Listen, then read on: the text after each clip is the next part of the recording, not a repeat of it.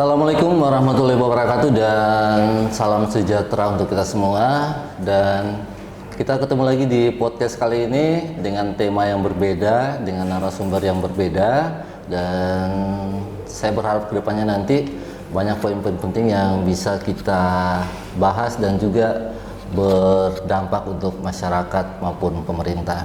Baik, saya Yudhistira bakal temani kalian semua sampai beberapa waktu ke depan nanti. Nah, untuk tema kali ini kita bakal mengangkat tema terkait aktivitas pertambangan MBLB PT Estetika di Dusun Poyompo, Desa Brone, Kecamatan Ampana Tete, Kabupaten Tojo Una-Una. Baik, langsung saja saya ke narasumber untuk memperkenalkan. Silakan, Pak. Baik, terima kasih. Assalamualaikum warahmatullahi wabarakatuh. Waalaikumsalam. Salam sejahtera untuk kita sekalian. Perkenalkan, saya Aspan Taurenta, Asisten Perekonomian dan Pembangunan Sekretariat Daerah Kabupaten Tojo Una-Una. Terima kasih banyak ini Pak Awad sudah bisa diundang dalam podcast kali ini. Silakan dengan Bapak. Kabar Ya, Assalamualaikum warahmatullahi wabarakatuh. Waalaikumsalam. Selamat siang, ya salam sejahtera buat kita semua. Saya Alfred Leonard Lanu, Kepala Bagian Hukum Sekretariat Daerah. Ya, kami mengucapkan terima kasih banyak bisa diundang pada kegiatan saat ini. Ya. Oke, baik. Jadi kita langsung saja, Pak, ya. Boleh. Oke. Jadi untuk pemirsa, kita berbicara mengenai pertambangan itu ada beberapa poin yang saling berkesinambungan ya, baik dari positif maupun negatif tergantung dengan aktivitas pertambangan tersebut. Nah, untuk kali ini kita bakal mengangkat terkait dengan pertambangan, banyak efek yang dirasakan baik dari pemerintah, untuk pemerintah maksud saya, maupun untuk masyarakat luas. Nah, untuk kali ini aktivitas pertambangan MBLB yang ada di Dusun Poyompo di Desa Borone, Kecamatan Ampana Tete oleh PT Estetika. Kita bakal membahas.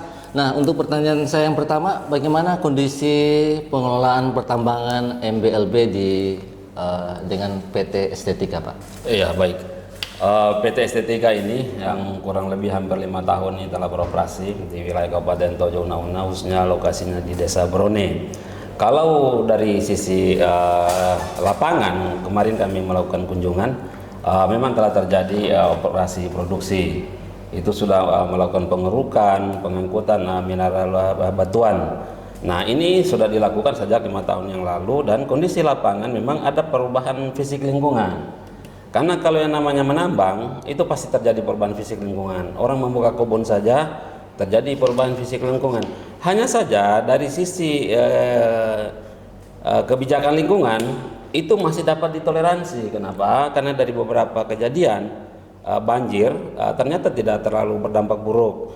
Kenapa? Karena yang terjadi itu hanya pengikisan pinggiran badan sungai, sehingga memang dari sisi material itu bisa menghanyutkan pohon kelapa penduduk di sana. Jadi memang dari sisi lingkungan itu masih bisa ditoleransi. Hanya saja mungkin nanti penekanannya pihak perusahaan itu harus betul-betul taat terhadap pengelolaan lingkungan dari wilayah pertambangannya. Saya pikir begitu. Oke, siap. Kalau itu nyambung lagi, Pak, terkait dengan pertanyaan berikutnya, dampak lingkungan. Iya. Kalau dampak lingkungan di setiap kegiatan usaha yang melakukan pengelolaan, yang diperkirakan melakukan pengelolaan terhadap lingkungan, itu pasti dibekali dengan ada yang namanya analisis mengenai dampak lingkungan, ada dokumen AMDAL.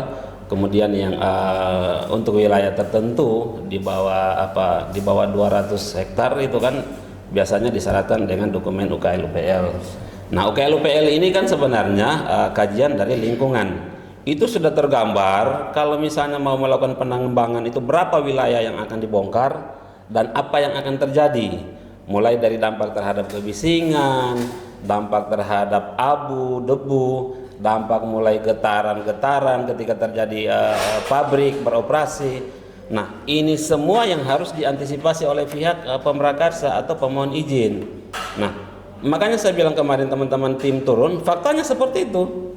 Bahwa di sepanjang aliran sungai itu memang telah terjadi perubahan fisik. Perubahan fisik itu pertama terjadi karena secara alami banjir. Banjir itu kan alami, musim hujan kan banjir. Yang kedua terjadi perubahan fisik itu karena memang ada garukan, ada pengerukan yang dilakukan oleh perusahaan. Nah, makanya saya nyatakan bahwa kalau melihat kasat mata terhadap wilayah operasi, perubahan lingkungan itu masih dapat ditolerir, ya kan? Hanya saja memang yang menjadi polemik di tingkat masyarakat bahwa mereka tidak menerima karena ada sebagian masyarakat itu kebunnya yang berada di pinggir sungai itu sudah tergerus oleh banjir, sehingga memang ada beberapa pohon kelapanya itu hanyut. Nah, itu yang menjadi tuntutan masyarakat hari ini. Ya. Berarti Pak, sebelum diadakan produksi oleh PT tersebut, ada dulu peninjauan lokasi ya? Ada. Ya, jadi kan sebelum izin diterbitkan, ini kan tidak serta-merta ya pemerintah menerbitkan izin. Pertama, pemohon izinkan itu pertama harus memohon izin lokasi. Siap. Ya, dari izin lokasi itu pemerintah daerah harus melakukan survei, baik dari tata ruangnya, baik dari kepemilikan masyarakat lahannya, apalagi yang berlokasi di daerah pemukiman. Ini semuanya menjadi kajian, sehingga dengan kajian-kajian tim teknis itu lahirlah yang namanya rekomendasi tata ruang, ada yang keluarkan izin lokasi oleh pemerintah daerah, sehingga itulah yang nantinya menjadi poin-poin yang harus dipegang oleh pemegang izin ketika melakukan usaha. Berarti dalam hari ini selain dari pihak terkait, PT Estetika, masyarakat, ada juga lintas OPD ya Pak ya? Ya, jadi yang dinas atau perangkat daerah terkait terhadap pengelolaan izin pertambangan itu pertama dari Dinas Lingkungan Hidup, ya kan? Dinas Lingkungan Hidup itu bertanggung jawab terhadap keadaan lingkungan di dalam wilayah izin usaha pertambangan. Kemudian dari sisi teknis lainnya ada beberapa dinas yang berperan, PUPR dari sisi tata ruangnya, ya kan. Kemudian dari sisi badan sungai itu di bawah taktis dinas PUPR. Kemudian dari perizinan penanaman modal. Nah, yang namanya perusahaan pertambangan pasti ujung-ujungnya itu adalah investasi, ya kan. Nah, kalau namanya investasi itu menjadi kewajiban pemerintah untuk menjamin kenyamanannya dalam melakukan investasi. Nah, itu tadi beberapa OPD yang terkait, di samping juga pemerintah daerah mungkin secara teknis juga membawahi semua OPD-OPD untuk melakukan pembinaan, pengawasan terhadap kegiatan pertambangan PT Estetika. Oke. Terima kasih. Kita lanjut sambil ngopi, silakan. Terima kasih banyak. Saya mau ke Kabak Hukum dulu. Ya. Nah, biasanya untuk reaksi masyarakat dalam suatu kawasan itu kan biasanya Pak, ada yang menerima, ada yang menolak dari segi kekuatan hukum. Misalnya kebun atau lahan mereka bagaimana untuk masalah pembebasan atau aktivitas mereka ke depannya. Sementara di lingkungan mereka ada aktivitas pertambangan. Silakan Pak. Ya, terima kasih. Ya, memang itu yang perlu kami lakukan penelitian dan pengkajian. Ya, karena sebagaimana yang telah disampaikan oleh, sebenarnya ini persoalan ini yang diawali dengan aksi massa kemarin. Ya, jadi untuk melihat kondisi di lapangan, kami melakukan turun lapangan. Ya, turun lapangan di tempat itu untuk mengidentifikasi apakah memang betul-betul aktivitas pertambangan di sana itu merugikan masyarakat. Nah, sehingga kami turun lapangan untuk meng-cross check, mengidentifikasi apakah kegiatan-kegiatan pertambangan yang ada di sana itu memang merugikan masyarakat. Ya, tentunya kegiatan-kegiatan pertambangan di sana terkait dengan kepemilikan lahan, kemudian dampak dari kegiatan itu, ya kita harus cross check juga, ya bagaimana kepemilikannya. Nah, kemudian sekarang apa tanggung jawab perusahaan terhadap kerugian-kerugian yang ditimbulkan akibat kegiatan pertambangan tadi. Ya, terima kasih. Oke. Pak, kalau terkait dengan peran dari pemerintah itu kan biasanya terkait dengan izin, dengan pengawasan. Nah, bagaimana tanggapan Bapak? Mungkin bisa lanjut lagi. Terkait dengan pengawasan, memang untuk daerah tambang, ya kita merupakan kewajiban kita, ya kewajiban kita untuk melakukan pengawasan. Walaupun itu adalah kewenangan provinsi, tetapi kami di daerah kabupaten juga berkewajiban untuk melakukan pengawasan. Karena ya dampak-dampak yang ditimbulkan akibat kegiatan pertambangan ini, ya ujung-ujungnya juga masyarakat kita. Nah, sehingga apa yang kita dapatkan di sini itu menjadi bahan kita untuk melakukan atau menindaklanjuti ke provinsi untuk melakukan tindakan-tindakan selanjutnya. Nah, kalau saja itu bertentangan dengan peraturan perundang-undangan, ya tentunya kita melihat kewenangan siapa yang bisa menjatuhkan sanksi administratif bagi perusahaan yang bersangkutan. Ya. Ini Pak Asman bisa menambahkan? Ya, baik. Jadi mungkin terkait tadi apa yang disampaikan oleh Pak Kabag Hukum, sebenarnya memang seperti itu kondisinya. Kewenangan dalam melakukan pengawasan pertambangan itu adalah provinsi, pemerintah pada tingkat provinsi. Tetapi mereka juga biasanya kan karena kantornya di provinsi sehingga mereka diharuskan itu membuat atau membentuk UPT di tingkat kabupaten sehingga membantu kerja-kerja itu. Nah, oleh karena itu memang kenapa di tingkat masyarakat ini terjadi polemik, ada demo, aksi apa segala macam, karena itu yang tidak tersalur. Pemerintah provinsi melalui dinas ESDM itu yang tidak melakukan mungkin pengawasan ke kabupaten di lokasi tambang, atau mereka tidak juga menyampaikan hasil pengawasannya kepada masyarakat, ya kan? Sehingga memang buntunya mereka demo. Nah, tindakan aksi demonstrasi ini juga tidak haram, ya kan? Makanya kami sampaikan ketika masyarakat berdemo itu hal yang luar biasa itu. Pemerintah juga bisa mengapresiasi itu karena menyampaikan apa yang mereka rasakan. Nah, hari ini seperti apa disampaikan oleh Pak Kabag, di sana itu memang sudah terjadi dampak itu sudah terjadi penggerusan, longsoran, terjadi kehilangan tanaman itu.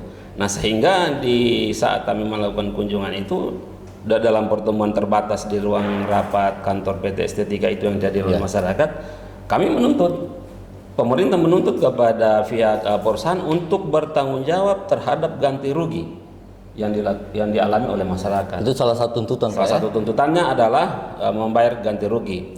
Kemudian yang kedua, melakukan perbaikan terhadap fisik lingkungan. Nah, fisik lingkungan ini akan kita lakukan penilaian seberapa besar kerusakannya itu dilakukan oleh tenaga teknis. Makanya kami kemarin bersamaan dengan PUPR dari sisi teknis kan badan sungai itu PUPR sangat paham. Sekalipun sebenarnya kewajiban ini ada pada inspektur tambang. Baik, tadi sudah kita dengarkan bersama terkait penjelasan dari narasumber bagaimana sih peran serta pemerintah terkait dengan kegiatan-kegiatan pertambangan. Yang berikutnya biasanya Pak, saya mau tanya lebih lanjut nih. Dalam suatu pekerjaan atau proyek dari suatu perusahaan itu kan biasanya kayak Pak Asman katakan tadi ada survei lokasi. Setelah ada survei lokasi, biasanya kan rentang waktu itu kan kita kan belum tahu sebagai masyarakat apa sih dampak yang bakal kita terima, kita dapatkan dalam kehidupan sehari-hari. Nah, peran serta pemerintah itu bagaimana Pak untuk secara pendekatan persuasif untuk menyelesaikan masalah? Ya, dari sisi pendekatan persuasif, memang kalau berbicara terkait kegiatan pertambangan, memang kan sebenarnya didukung oleh dokumen-dokumen seperti AMDAL, UKL, UPL. Ya, ini untuk mencegah dampak-dampak yang ditimbulkan. Ya, kalau memang itu AMDAL, hasil AMDALnya itu tidak bisa untuk dilakukan kegiatan di situ, itu kan menjadi ukuran pemerintah daerah untuk memberikan izin. Ya, dalam perizinan pertambangan. Nah, ini untuk mencegah dampak-dampak ditimbulkan akibat kegiatan pertambangan. Ya, memang kalau kita melihat ya kegiatan-kegiatan pertambangan ini adalah salah satu yang harus menjadi patokan pemerintah daerah adalah bagaimana dampak yang ditimbulkan. Ya, karena ya pemerintah daerah tentunya berharap agar setiap kegiatan pertambangan itu tidak akan menimbulkan dampak yang merugikan masyarakat. Ya, dari berbagai macam sisi termasuk lingkungan hidup dan keberlangsungan kehidupan yang ada di daerah pertambangan. Ya. Oke. Pak, mau tambahkan silakan. Iya. Jadi saya pikir tadi apa yang disampaikan Pak Kabag ya, saya menambahkan dampak itu memang sebenarnya tidak bisa dihindari. Makanya memang harus ada kajian lingkungan. Dari kajian lingkungan itu sudah bisa tergambar bahwa ketika pekerjaan ini dilaksanakan maka akan terjadi perubahan lingkungan, ya kan? Menggali saja itu sudah terjadi perubahan lingkungan. Tetapi dari sisi lingkungan, perubahan-perubahan fisik ini bisa diminimalisir. Kalau mau dihilangkan sih susah, tidak ada, karena semua berdampak. Ditekan aja ya. Iya, kita membuka kebun, dampak lingkungannya itu besar. Membuka kebun saja itu berdampak, apalagi menambang. Tetapi dari sisi lingkungan kan ada perubahan-perubahan fisik yang bisa ditoleransi. Toleransinya itu misalnya ketika menggali, nantinya setelah selesai tutup, contohnya ya. Iya. Kemudian yang kedua, ketika yang awalnya banjirnya hanya rata saja lurus, tetapi ketika terjadi galian maka banjirnya berbelok-belok sehingga biasa menabrak tembok-tembok dinding. Nah itu terjadi namanya longsor. Ketika terjadi longsor, mungkin ada tanaman masyarakat pasti akan amblas, jatuh terbawa arus. Nah ini yang terjadi. Nah inilah yang harus diminimalisir sehingga ada namanya sisi teknis pertambangan, gitu kan.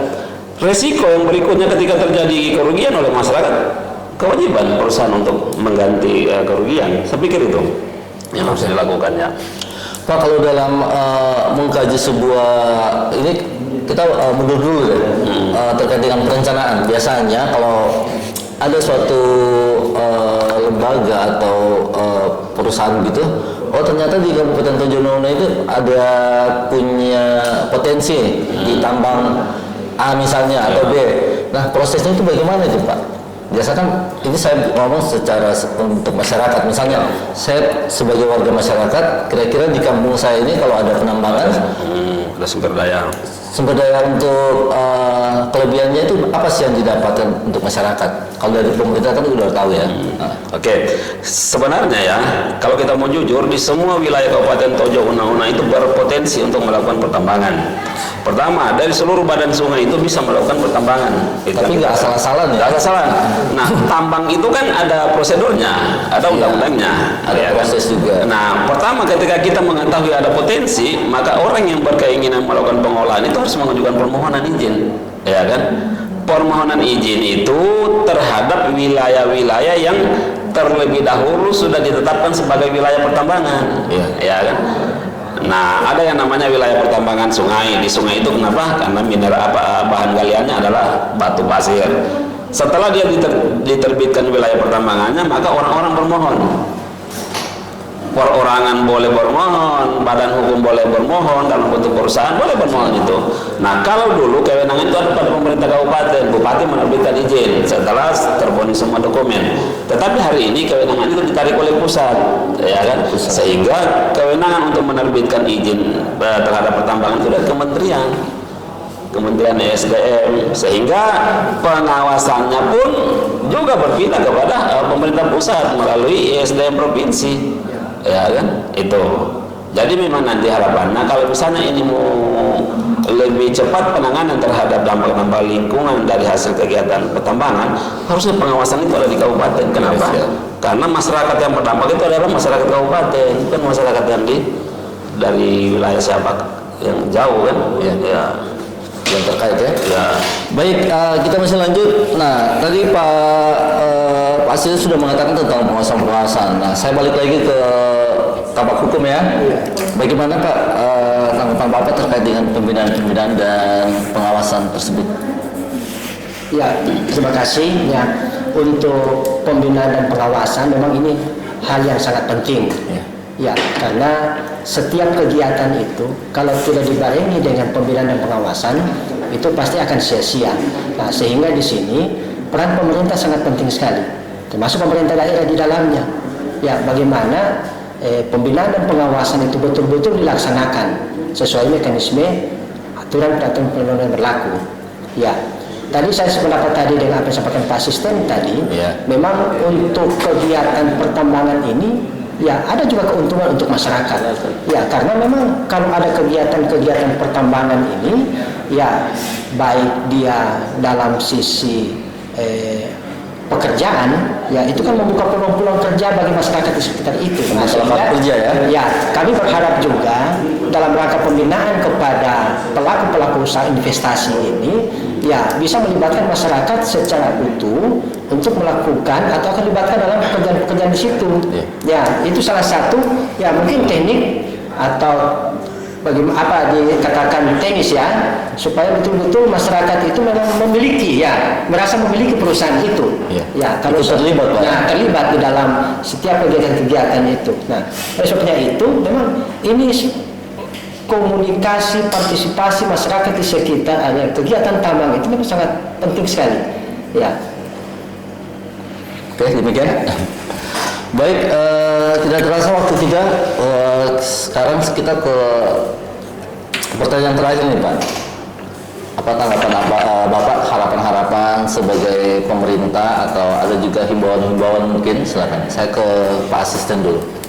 Ya, jadi terkait posisi pemerintah daerah, sekali lagi masih bicara terkait PT Estetika. Kemarin pemerintah sudah turun melalui tim. Kami sudah memediasi antara masyarakat dan pihak perusahaan, sudah meninjau lapangan kondisi real di area tambang, sehingga kami melahirkan beberapa poin. Poin-poin penting yang harus kami sepakati dan telah disepakati itu, pertama, pihak masyarakat yang merasa dirugikan berkewajiban menyiapkan data dokumen terhadap apa yang menjadi kerugiannya. Contoh, kalau misalnya tanamannya yang hilang karena tergerus banjir, berapa tanaman itu, berapa pohon tanaman yang hilang, kelapa berapa, coklat berapa, ya kan? Kalau misalnya jauh wilayah perkebunannya, misalnya area tanahnya amblas, berapa sih, berapa meter itu ukuran tanahnya yang hilang. Kemudian dari sisi hukumnya mereka harus yakin bahwa tanah yang mereka akui itu adalah tanah miliknya, sehingga harus dibuktikan juga di SKPT-nya atau sertifikat. Setelah itu ada, maka pemerintah daerah akan menyampaikan kepada pihak perusahaan untuk membayarkan ganti ruginya berdasarkan standar ganti rugi yang berlaku, ya kan? Tidak boleh pemerintah perusahaan ingkar janji atau tidak bertanggung jawab, tidak boleh, gitu kan? Yang kedua, terhadap kerusakan lingkungan pun perusahaan harus melakukan rehabilitasi, ya kan? Rehabilitasi terhadap kerusakan lingkungan sampai pada proses penutupan tambangnya. Nanti pasca penutupan tambang baru dilakukan reklamasi, ya kan? Nah, reklamasi dilakukan secara menyeluruh, sehingga memang ada kewajiban menempatkan dana reklamasi itu kepada pemerintah melalui bank-bank pemerintah. Nah ini sudah menjadi kesepakatan kami di sana. Tetapi kalau hari ini ternyata ada berita, ada gerakan yang disampaikan oleh masyarakat berdampak menyatakan bahwa berkeinginan untuk menutup, mencabut izin pertambangan juga boleh, ya kan? Izin pertambangan juga itu bisa dicabut ketika memang telah melakukan pelanggaran-pelanggaran. Ya, tapi sesuai prosedur. Tapi ada tahapannya, ada prosedurnya, sehingga nanti kewenangan mencabut itu adalah pejabat yang menerbitkan izin, gitu kan? Jadi tidak boleh misalnya hari ini masyarakat meminta cabut izinnya, bupati harus mencabut, itu tidak bisa. Tidak segampang ya? Tidak segampang itu. Karena kewenangan mencabut izin itu adalah pejabat yang menerbitkan izin. Saya pikir begitu. Mungkin ditambahkan. Mungkin Pak Kabak Hukum bisa tambahkan. Ya baik, ya tentunya berbicara terkait dengan aspek hukum, ya tentunya pemerintah daerah juga akan melihat dan menempatkan semua ini sesuai ketentuan peraturan perundang-undangan. Ya, pemerintah ada juga di tengah-tengah masyarakat. Sebagai perwakilan masyarakat, pemerintah akan hadir memfasilitasi semua kegiatan-kegiatan yang ada, baik antara masyarakat maupun kegiatan pertambangan. Ya. Oke, demikian. Tambahan terakhir mungkin ya. Iya, Sebagai penegasan dari pemerintah itu bahwa PT Estetika ini akan investasi daerah, ya kan? Nah, ketika yang namanya investasi menjadi kewajiban kita bersama untuk menjaga kenyamanan dan keberlanjutan kegiatan operasi produksi pertambangan ini menambah, karena itu menjadi aset daerah. Kemudian yang kedua, masyarakat yang berkeinginan menutup pertambangan melalui tuntutan mencabut izin juga harus berdasar, ya kan? Nah, kalau dipaksakan misalnya menutup atau menghentikan kegiatan perusahaan penghentian sementara, maka tentunya ada pihak-pihak yang dirugikan. Nah, kami mau meluruskan itu, barang siapa orang yang menerbitkan kerugian, maka mewajibkan bagi dia untuk mengganti kerugian. Jadi kalau misalnya hari ini tambang ditutup, kemudian dari pihak perusahaan merasa dirugikan, maka perusahaan berhak menuntut ganti kerugian kepada siapa yang menutup tambangnya, ya kan. Nah ini yang kita harus luruskan kepada masyarakat, sehingga kalau misalnya nanti ternyata bupati, gubernur atau presiden, menteri mencabut izin pertambangan, kemudian PT Estetika merasa dirugikan dengan pencabutan izin pertambangannya, maka dia berhak untuk menggugat pemerintah, ya kan. Nah kalau itu dilakukan oleh masyarakat, maka perusahaan berhak untuk menuntut ganti kerugian melalui gugatan kepada masyarakat, orang yang menutup tambangnya, itu, ya kan. Nah terakhir lagi terkait dengan CSR. CSR ini menjadi kewajiban perusahaan karena memang sudah begitu undang-undangnya. Tetapi syaratnya untuk menentukan nilai jumlah CSR itu harus dalam dokumen. Ada yang namanya rencana induk pertambangan. Berapa luas tambang yang akan dia kelola, berapa produksi yang dia hasilkan, berapa misalnya lingkungan yang akan berubah, apa yang semua kegiatan dilakukan itu akan dihitung nanti, sehingga CSR-nya secara nominal dapat ditentukan. Itu setelah diketahui nominalnya, maka CSR ini jangan kita artikan sebagai bagi-bagi uang, tidak boleh, itu dilarang malah. Kenapa? Karena CSR itu akan diperiksa, diaudit nantinya, itu kan.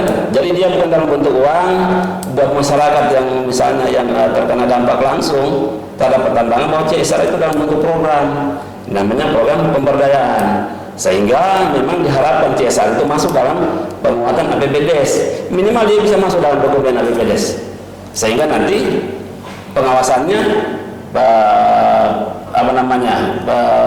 pemeriksaannya yang dilakukan oleh pihak inspektorat itu ada dasarnya, ya kan. Nah saya pikir itu. Jadi mudah-mudahan kalau misalnya nanti sudah jalan bagus ini, maka CSR itu akan kita sama-sama kawal di PT Estetika untuk dapat dia salurkan melalui desa-desa yang terdampak dari kegiatan dia. Saya pikir demikian. Terima kasih. Kami kembalikan.